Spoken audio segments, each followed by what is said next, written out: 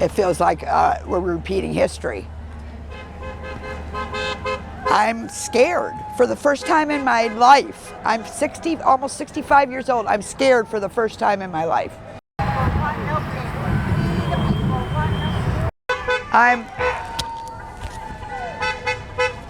this because I'm worried about the judicial system. I'm worried about Supreme Court.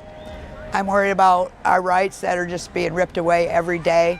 So this is what's going to take, it's got to be a revolution. I hate to say it, I hate to use that word, but we have to do what we got to do. So. Out doesn't really do anything, and there needs to be more action that affects everyday people and not just perform. The revocation of Roe v. Wade, Roe versus Wade. I've had that right my whole life, and that's what made me. I've always protested, I've always been involved, but that lit the fire. There's no going back. We're not going back.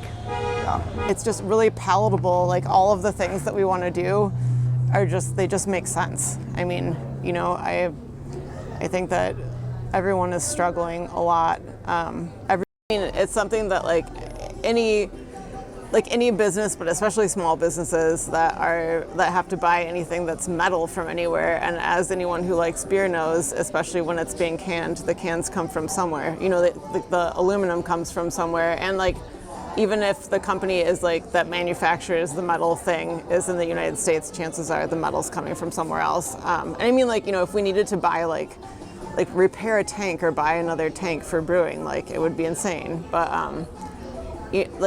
I don't know. It's just baffling that this is the same candidate that ran on lowering costs. I saw so many signs around here where it's Kamala bad, Trump good, and it's he's gonna lower the cost of things. I'm this is absolutely not what's happening. But it's just I don't know. It's not sound policy. The hate is growing, the intolerance, police on the street, state senators getting assassinated this morning in Minnesota. That's why I'm here. It's just he really is just a literal description. If you looked up what someone who's just a megalomaniac was, or he's a total narcissist.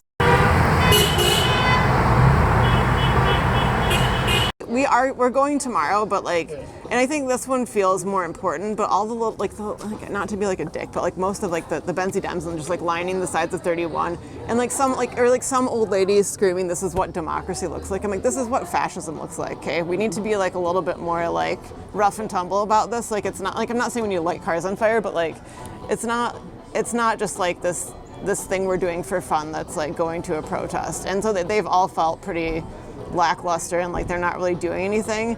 I'd rather see the population at large just kind of pool our resources emotionally for the big days. I feel tomorrow is turning out to be, and I'm not going to be out there getting all crazy so much as I am going to be talking to people and trying to network and organize with people.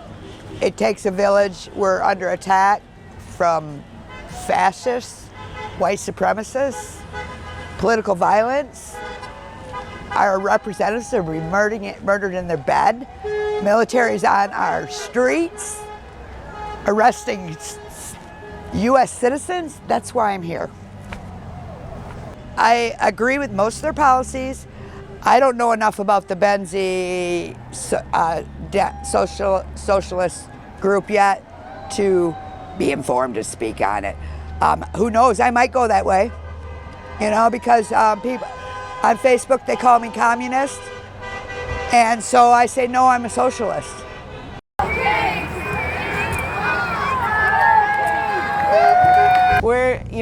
We're not proposing anything crazy. We want people to be able to, we want basic human rights for everyone, and we want people to have their basic needs met and to not have life be a struggle.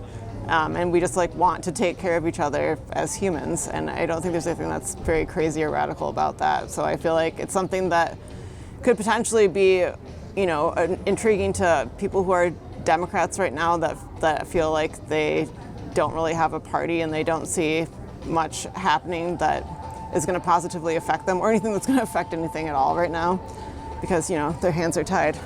But yeah, I mean, like, pretty much like humans being bros, you know, like, take care of each other, don't be crappy, and like, don't, you know, just help people be able to survive and afford to live here in northern Michigan. It's heartwarming, it's invigorating, it's exhilarating, it is encouraging, because this is one of over 2,000 nationwide today.